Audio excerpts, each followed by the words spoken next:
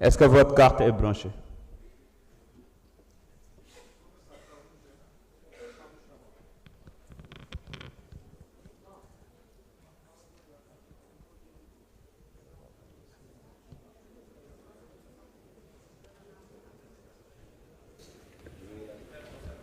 Allez-y, j'invite les députés à ne pas retirer leur carte parce que c'était le cas, c'est pourquoi le nom est revenu en dernier lieu.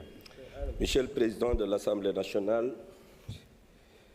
Messieurs les ministres, chers collègues, le choix d'une loi interprétative traduit une volonté de laisser la loi d'amnistie dans notre ordonnancement juridique. Les précisions qu'elle semble apporter ont été garanties par le droit international qui pose une limite claire et non négociable. Aucune amnistie ne peut s'appliquer aux crimes les plus graves, tels que définis par les normes internationales signées par de nombreux pays africains, y compris le Sénégal. En outre, aucun juge au Sénégal et à l'étranger n'a révélé des problèmes nécessitant l'interprétation.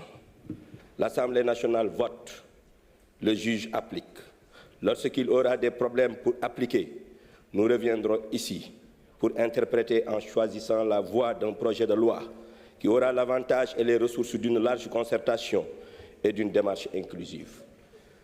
Aussi, chers collègues, damay bañ sunu collègue bi dugal loi bi juumloo ñu juumloo gouvernement bi. Effectivement, boo xoolee loi interprétative bi nga xam ne indi na ko ci article bu njëkk bi dafa ne moom dafa jàpp ne loi bi ñu fi wote woon dugalul crime yi te moom ci boppam ci biir discussion yi ak rapport yi ñu jox génneel nañu ay loi internationale yu wane ne amul benn loi ci benn pays bu mun a protéger nit contre ces crimes là kon foofu am na problème wala boog ñun législateurs yi ñun ñoo gën a mbuus juge yi ñun ñoo gën a xam juge yi ne ñoom du ñu yem rek bu ñu amee un cas du ñu yem rek ci droit positif sénégalais am nañu droit faire appel au droit international pour trancher les questions. Je pense que juge bi député bi war na gën a mën a yem place am bu boobaa du am benn jafe-jafe par rapport à l'interprétation de la loi. beneen bi it mooy ñun député yi war nañu seetaat suñu bopp rawatina nag politiciens yi wax dëgg yàlla taxaw di jàkkaarloo ak sa ministre wala di jàkkaarloo ak ay policiers di leen wax suba na arrestation yi tàmbali loolu c'est une ingérence extrêmement dangereuse et qui affaiblit l'état de droit. Je pense que la séparation des pouvoirs ñun député yi yàgg nañ ko laaj war nañ ci gën a mën taxaw pour gën a mën taxaw ci si nga xamante ni moom mooy suñuy mbir te it large concertation nañ waxante dëgg du waxtaan entre politiciens yi kese wala waxtaan entre président de groupe parlementaire wala waxtaan entre députés. Large concertation am na ay acteurs non politiques ak ay acteurs non même ñi nga xam ne non étatiques yi nga xamante ne nii réew mi ñor na leen te ñoom it les lois aussi importantes que la loi d'amnistie buñ koy def war nañ leen boole ci waxtaan. li may retenir mooy fii ci assemblée nationale bii bañuñu loi d'amnistie bi kon bëgg nañu loi d'amnistie bi waxu abrogation loi d'amnistie bi moom fàtte nañ ko yóbbu nañ ko fële li ñu bëgg mooy interpréter te gis nañ ne loi internationale yi leeral na ne crime yooyu noonu ñu bëgg a leeral ci article 1er bi amul solo article 2 bi nag yaakaar naa dëgg-dëgg moom mooy solos loi d'amnistie bi te sénégalais yi dañ ci waxtaan. li ñu dese bëriwul damaa bëgg bu ñu jógee ci lii ñu góorgóorlu nag jublu ci sénégalais yi sur les urgences de l'heure.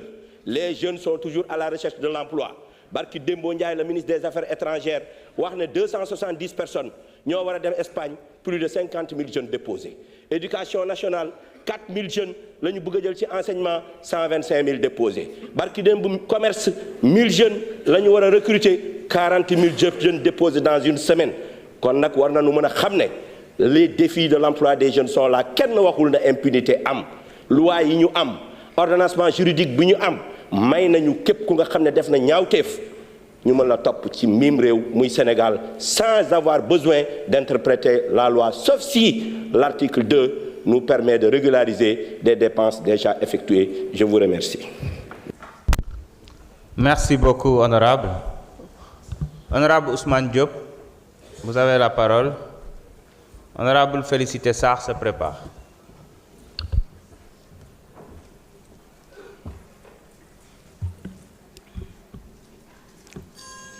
Ahouzu billahi minash shaitani rajim, bismillahir rahmanir rahim. Monsieur le Président, messieurs les ministres et vos collaborateurs, chers collègues honorables députés, l'Assemblée nationale, qui est censée être un miroir de la volonté collective et qui était souvent perçue comme déconnectée des réalités et des besoins des citoyens, commence à vivre une rupture tant réclamée par le peuple sénégalais.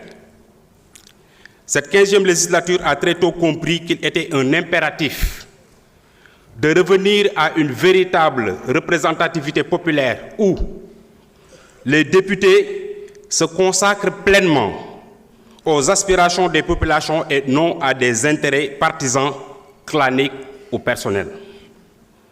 Quand c'est le Sénégal qui est l'enjeu, il n'est pas nécessaire d'avoir une appartenance. Et le vote de cette loi interprétative concerne tout le peuple sénégalais.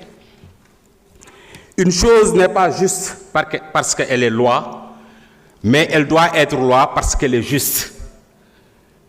Lii ñu dajale tey jii avec ce public venu assister à cette séance de plénière, de manifester, c'est tout à fait normal parce qu'on a eu une jeunesse qui a été à côté du peuple sénégalais, de combattre, de xeex, Pastef étant toujours cohérent dans son idéologie, muy combattre injustice. Biñ fi indee loi bi war ko voter ñu poser des questions laaj waaw loi bii ni ñu bëgg a voter est-ce que dafay dàq ñi nga xamante si dañ leen a rey est-ce que dafay dàq ñi nga xamante dañ leen doon torturer est-ce que dafay dàq crime de sang yi bi ñu nee waaw les députés de Pastef se sont abstenus loolu fàttewuñ ko yaakaar naa lu ñu fàttewuñu loolu. Donc pour dire, des manifestations, il y en a toujours eu. Ay casse daana am nit ñi di manifester mais ça n'a jamais fait l'objet d'une amnistie et qui a été votée de façon hâtive. Mu nekk mbir moo xamante si ñëpp dañ ci posé wu question dafay am faux débat yoo xamante ne si ni xëy na peut-être duñ ci attardé wu parce que ça a été clarifié par plus d'un. On a des forces de sécurité très professionnelles ñu naw ñu lool nag macha allah.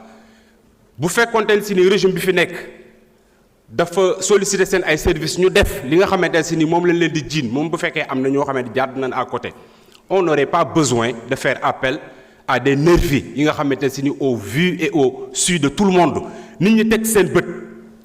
Honorable Anta Dia daf ko wax sànq tout à l'heure xam naa ni ki ngay wax bu soriwul ak ki may wax nii tamit neexoon nañ bët ki demee mi may envoyé message ni moom mon frère.